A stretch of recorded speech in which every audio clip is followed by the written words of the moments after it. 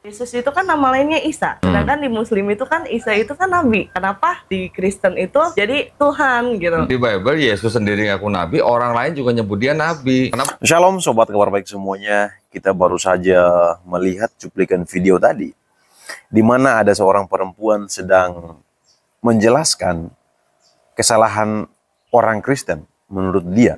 Karena begini, nama lain daripada Yesus Kristus adalah Isa Al-Masih. Sedangkan di dalam Al-Quran, Isa Al-Masih adalah Nabi. Mengapa orang Kristen menyembah Yesus sebagai Tuhan? Menurut dia adalah sebuah kesalahan, teman-teman. Nah, saya akan memberikan beberapa jawaban terkait pernyataan tadi.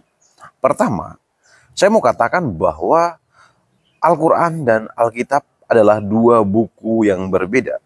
Dua kitab suci yang berbeda. Tidak bisa kita samakan Alkitab dan Al-Quran.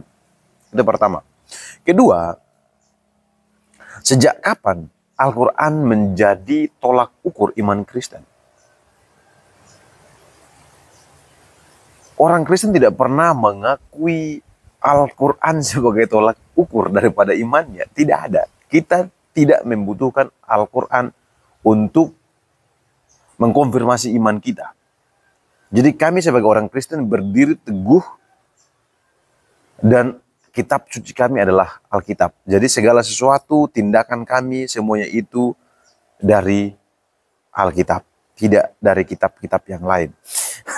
Jadi seperti itu teman-teman. Jawaban selanjutnya, ketiga. Dari sejarah tentang Isa Al-Masih yang ada dalam Al-Quran dan sejarah tentang Yesus Kristus yang ada dalam Alkitab, itu sangat-sangat berbeda. Dari kelahirannya, siapa orang tuanya, zamannya itu berbeda. Jadi menurut saya alangkah bodohnya kita menyamakan Isa Al-Masih yang ada dalam Al-Quran dan Yesus Kristus yang ada dalam Alkitab. Bodoh menurut saya. Karena ya tidak bisa disamakan. Wong diceritakan dari dua sumber yang berbeda. Dua buku yang berbeda. Al-Quran dan Alkitab. Itu menurut saya secara pribadi ya teman-teman ya. Saya tidak pernah setuju jika Yesus Kristus yang ada dalam Alkitab itu sama dengan Isa Al-Masih yang ada dalam Al-Quran. Saya katakan bahwa itu adalah dua tokoh yang berbeda. Nah, terkait ketuhanan Yesus, mengapa kami orang Kristen menyembah Yesus sebagai Tuhan? Itu bukan tanpa dasar. Nah, sekali lagi, kami menyembah Yesus sebagai Tuhan, bukan melihat dari Al-Quran. Ya kan? Kami menyembah Yesus sebagai Tuhan itu karena Alkitab menjelaskan terkait hal itu.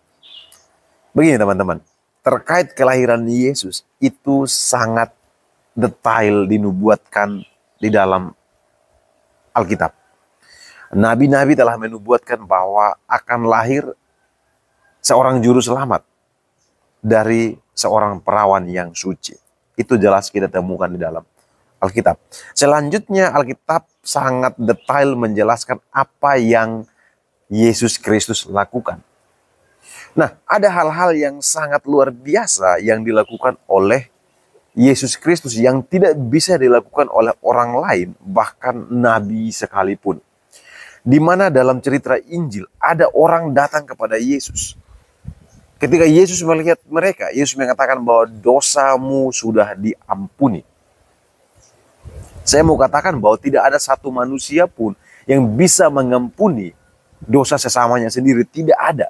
Hal itu hanya kita lihat di dalam Yesus Kristus. Hanya Yesus Kristus yang mengatakan bahwa dosamu sudah diampuni. Selanjutnya, hanya Yesus Kristus yang selalu menyamakan dirinya dengan Allah. Di dalam Alkitab menjelaskan bahwa Yesus Kristus terlibat dalam penciptaan itu. Di dalam Alkitab menjelaskan bahwa Yesus seringkali mengakui bahwa dirinya adalah terang dunia. Dirinya adalah garam dunia. Dirinya adalah kebenaran. Dirinya adalah jalan menuju Tuhan. Dirinya adalah Allah itu sendiri. Yesus Kristus dengan tegas mengatakan bahwa aku dan Bapa adalah satu.